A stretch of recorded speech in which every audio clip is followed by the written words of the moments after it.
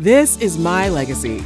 In this week's bonus drop, Marie Forleo, entrepreneur and best-selling author, gets real about setting boundaries and embracing parts of herself once labeled too much.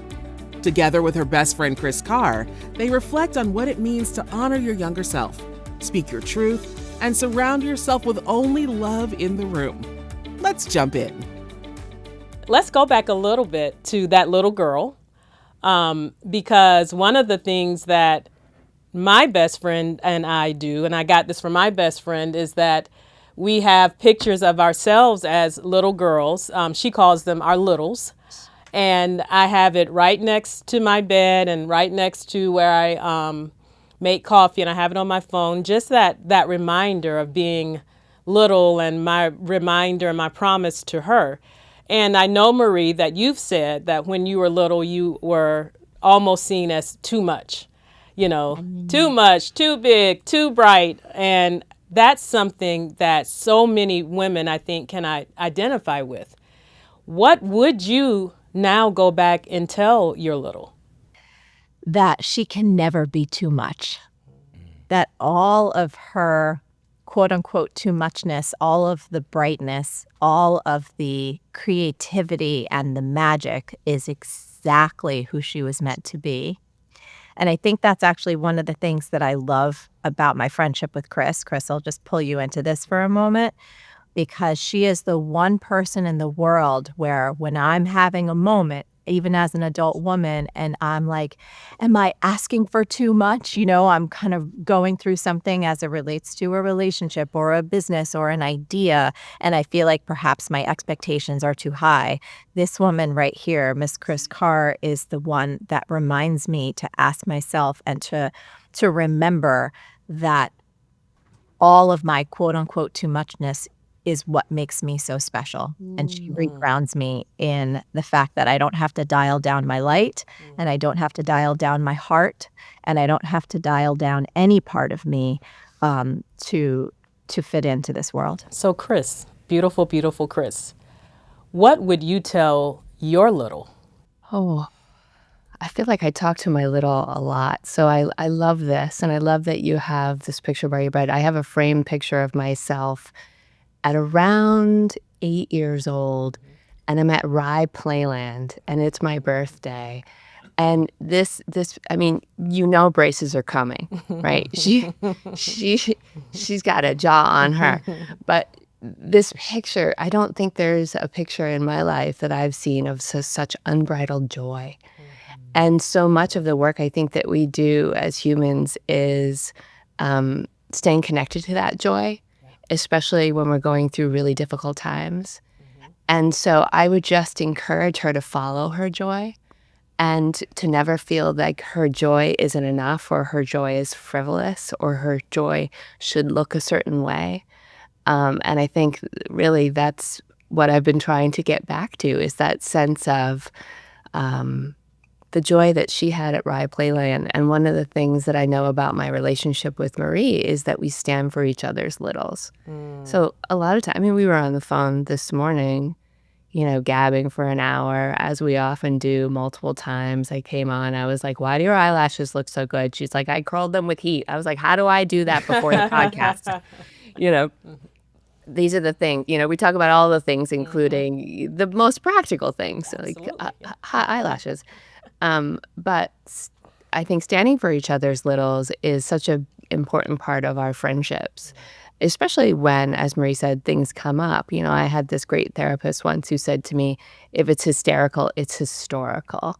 And oftentimes the work we do when we're in these really deep spiritual friendships is when somebody is suffering, is to go back underneath the moment and sort of lead us back to the place where your heart was broken, or the place where the pain started, and to actually just be of comfort and to hold space for one another. And I think we can all do that. And the more we bring that into our relationships, into our lives, I think the deeper our lives get.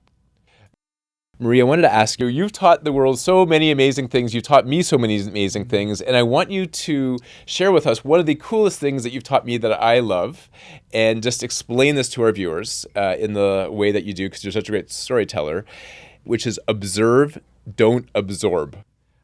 Yeah, I think, first of all, this is really, really helpful, especially for those of us who are empaths, those of us who are really also sensitive to energy, those of us who tend to also have people in our lives that, let's say, have different kind of energy that is not necessarily a good chemistry match for you. So the notion of observing and not absorbing. And I'll just say this. For especially what my life has been like these past couple years, family, we love them. And then sometimes same thing like Josh and I, you need to shake each other because you're like, I got to get away. Same thing can happen in our work environments and with our friendships. So I think observing someone, it's like observing what they're going through, having ultimate compassion for what they're experiencing, being there in terms of listening, mirroring what they're going through without absorbing it into your own energetic field, taking it on, becoming responsible for fixing it, for figuring it out, or thinking that you are necessarily the cause of this other person's distress or upset or stress, even if they tell you that you are. So, I have been through this most recently. And again, my mom, God bless her, she's still with us. She's struggling a lot right now. And, she said some things in the past little stretch of time that were extremely hurtful. And some might say cruel. I've shared some things with Kris and she was like, whoa, that's a lot. And so it comes back to this notion of me going like, and I can observe her in her pain. I can observe her, what she's experiencing, which is a lot of terror and a lot of fear and a lot of loss of control. And I can empathize with the notion of what she's experiencing and how those lash outs might be directed at me if I'm in her presence. But I don't have to absorb it and take it on. I don't need to be a sponge. And I don't need to, as painful as this is, as the daughter of the woman who taught me that everything is figure outable, I don't have to figure it out for her, nor is that my role. I can trust at a very deep level that there is, for me, and this is my own belief system, there is a higher power watching over her. She is on her own soulful and spiritual journey.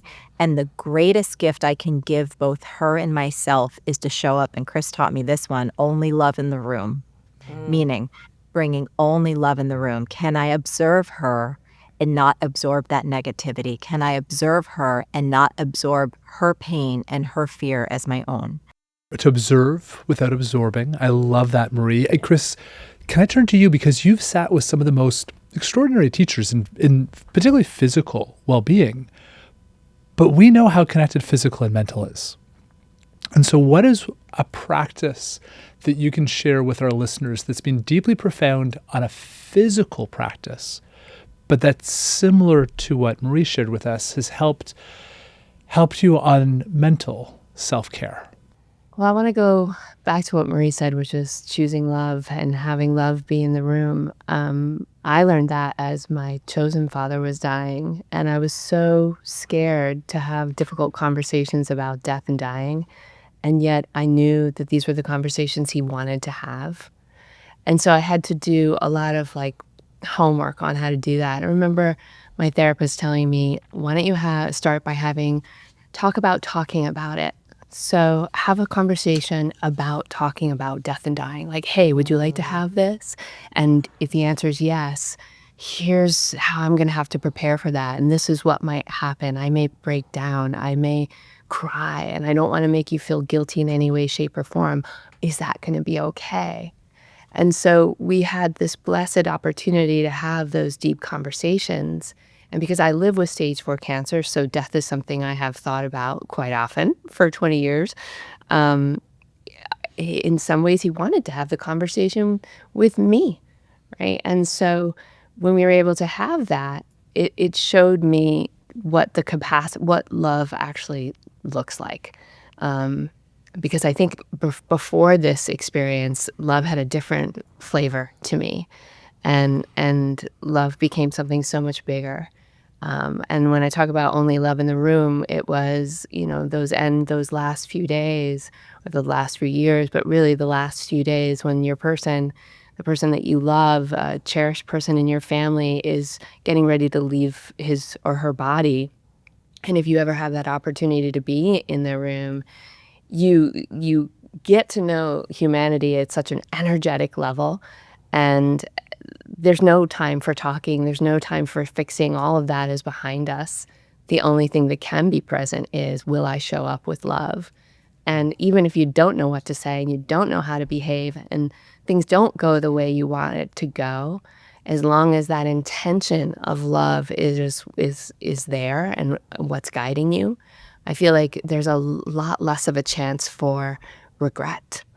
And so I just wanted to hop on what Marie said, because I thought it was so powerful, and it becomes this practice for each and every one of us. What does it look like to only have love in the room? It doesn't mean things are always going to be loving, but it's like, how are you going to show up? How are you keeping your side of the street clean and intact? One of the things I've been reciting lately is that I walk in love. So literally having the intention of every place that you're showing up, and in every conversation, even when even the conversations or the truths may be very challenging, but to start and root in that intention of being, walking, standing, surrounded in love. Scrolling won't change your life, but subscribing just might. Tap that button and stay connected to conversations that count. Kris, you've talked about your loving role as an aunt and living a full connection without being a parent. What have you learned about building a family on your own terms?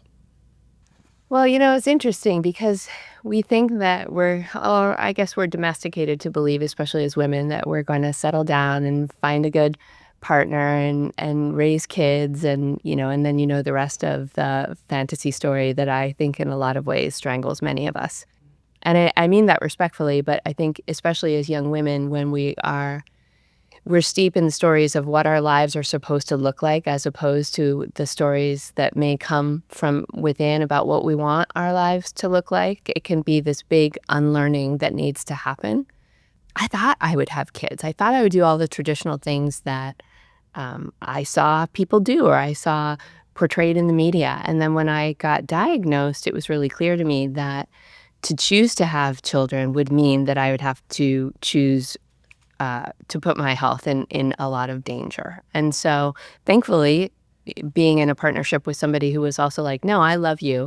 I want you to stick around. This is more important to me than the two of us having our own kids. We were able to say, okay, well, what do we want life to look like? And as opposed to thinking like, oh, this is sad. And in some ways it was. There were times where we were both very sad. But we never said, well, we're childless. We always said we're child-free.